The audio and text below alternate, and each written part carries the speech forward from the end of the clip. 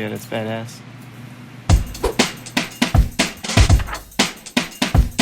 Do this, man.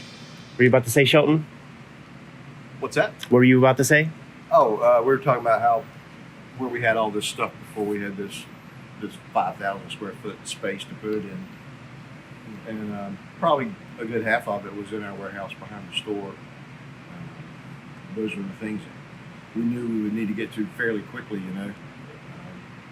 But there were many storage warehouses just piled up with unsorted stuff. And, Boxes of the Nth Man. yeah.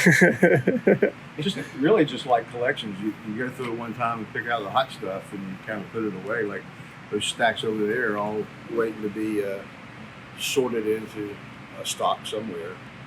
Can you tell us, what do you sort there? So we have like, I see 5 boxes it looks like.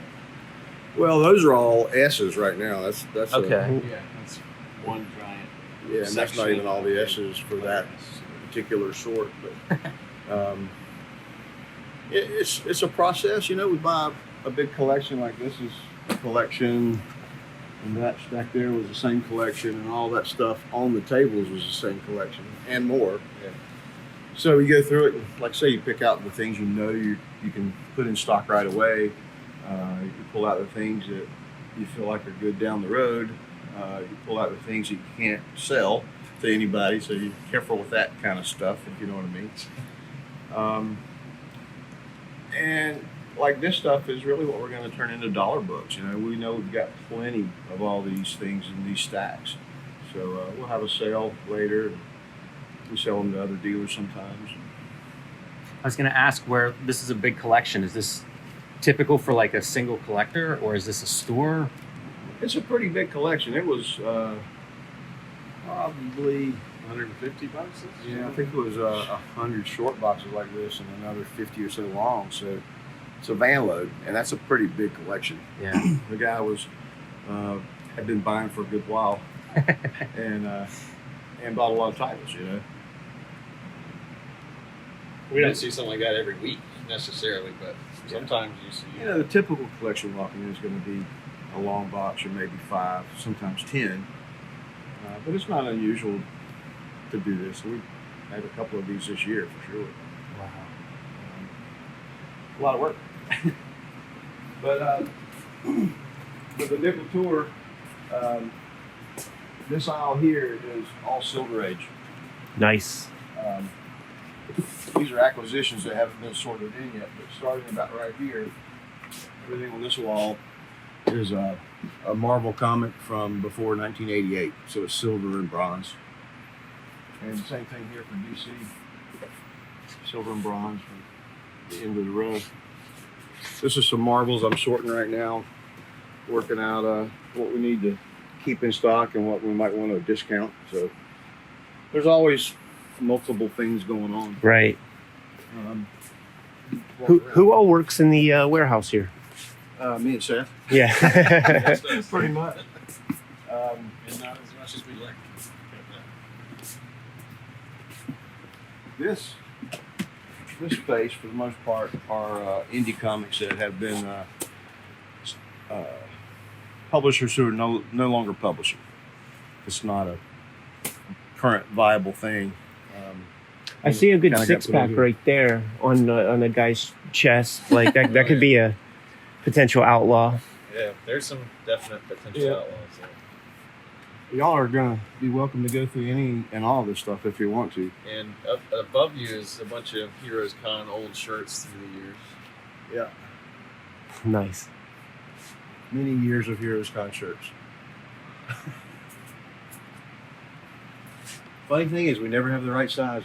That's the bullshit with shirts, man. This corridor is nothing but what we call modern stock. So it's all publishers, A to Z. Everything in here is alphabetical, numerical. And there's almost 800 boxes of. That was the big project right before we moved. So getting all that. So anything from $1 cover price on up that's still a viable publisher is here if we have it.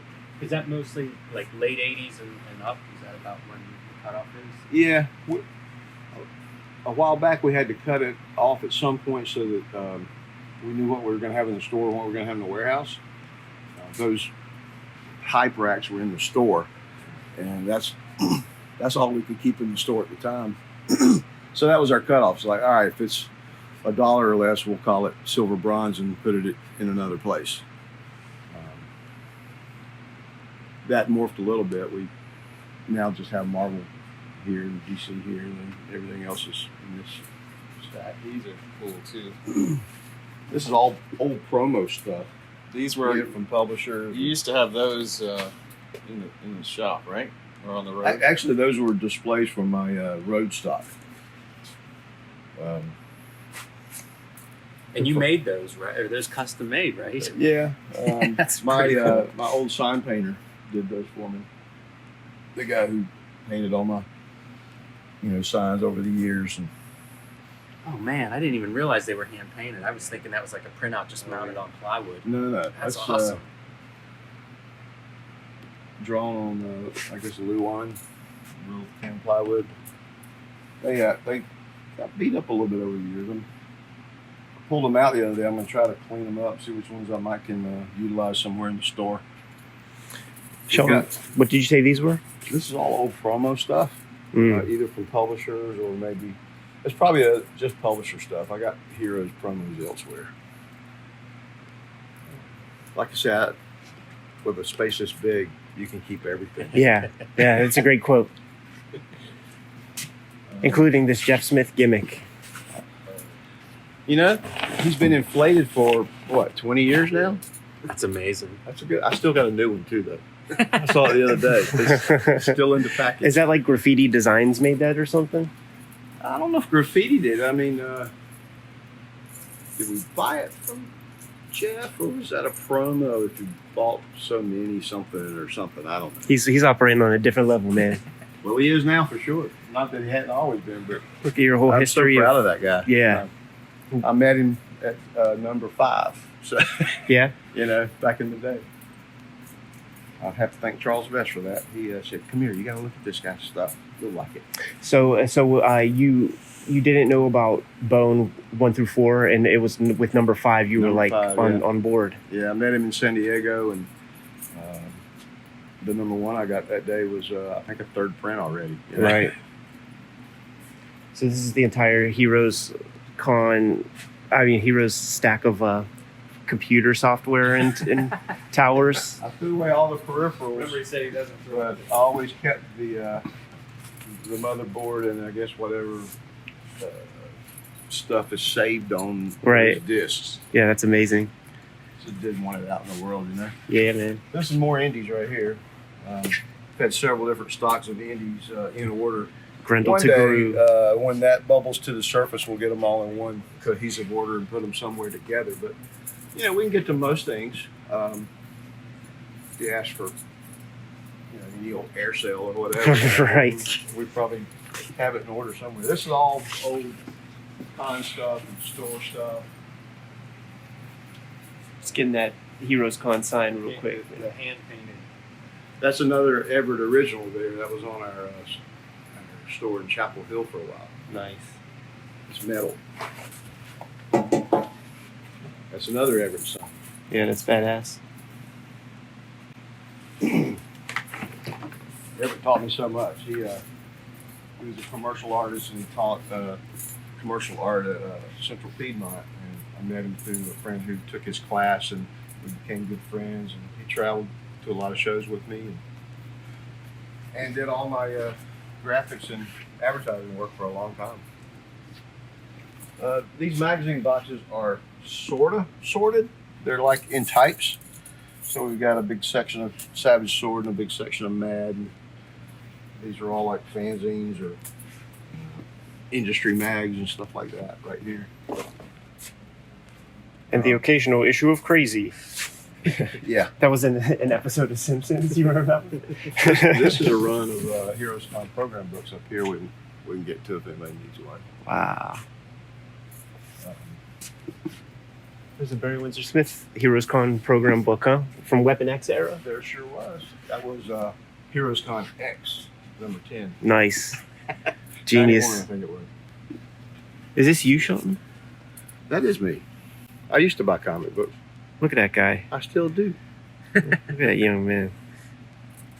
I found that original photo the other day. We had this digitally and we're playing with it, but I found the original and it was actually from 1980, so it was the year I opened the store. Supplies, highlights, The good stuff. all this stuff here, like all these other long boxes, are things that need to be sorted. They're sorted in order, set it aside. One day we'll merge it into the larger stock. More mags.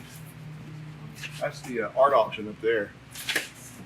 The art stage, that we set up. At the Oh, show. right. Yeah. The easels and stuff. Yeah, the easels are in another spot. This is all the supplies. and Right. Yeah. I see some Copic markers up there. stuff. Yep.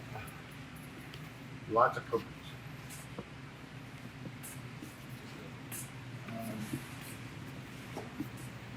The easels are up there with some of the other party equipment for after the shows. Do you have a name for your car? Lucinda. Yeah, Lucinda. Lucinda. Yeah, it's important.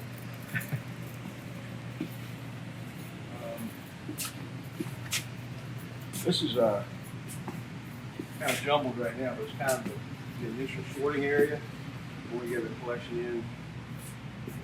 We got modern, we got old DC, old Marvel, modern indies, old miscellaneous, signed stuff, promo stuff, adult stuff, underground stuff. You just sort it until you make a box, and then you just put the box on a pile somewhere. Right. Oh, there's that Man Bat #1 where Steve Ditko draws Batman.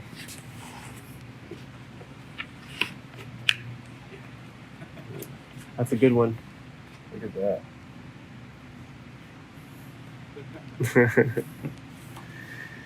Yeah, there's like 2 drawings of Batman in there from old Ditko. This big mountain of stuff here Yes. are unsorted pre-1974, 75, pre-direct market, not Marvel or DC. So Charlton, Archie, Dale, Gold Key, Tower, anything before the direct market that's not Marvel or DC is in this pile. Man. And over the years, it's like, well, nobody wants that stuff. You just kind of shuffle it back. And now people do want it, but I've shuffled back 700 boxes or something. And it's like an elephant, trying to get around to that time to sort it. Yeah, just keep, the Thunder Agents up top or something. I know where to run are. Yeah. I can get to some Thunder Agents if I have to have them right now. Yeah. So yeah, that's going to be a fun project one day. Everything in this little stack is old coverless stuff. There's Golden Age coverless. Sort of in my there. favorite, because it's cheap. Yeah. My dream is that I'll sort that stuff and have it in order, and that way when I have something missing a centerfold, I'll go right to it and put it in there. But how much is that going to be worth to you? The Heroes archival project. You're repairing old Heroes Golden Age. junkyard. There's my other old car. I got that when I graduated high school. That's a 72 240Z.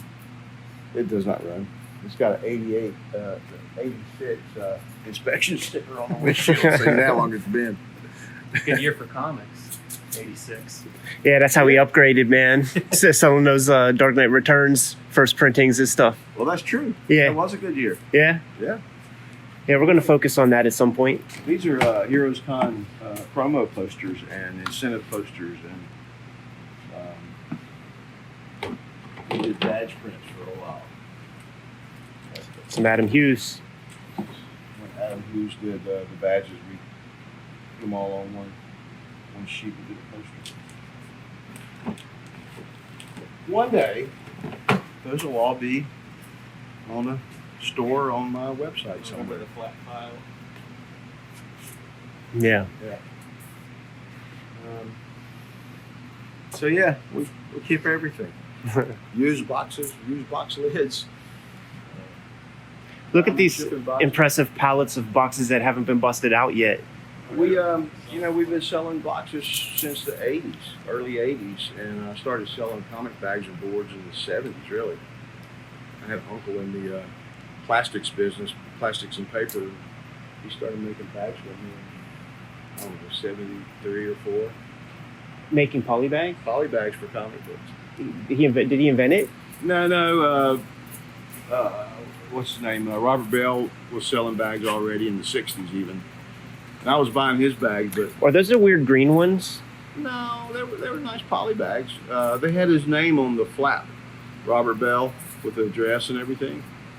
But they were $3 a hundred, even in the '60s, I think. And it's like 3 cents a bag for a 12-cent book. It's pretty ridiculous.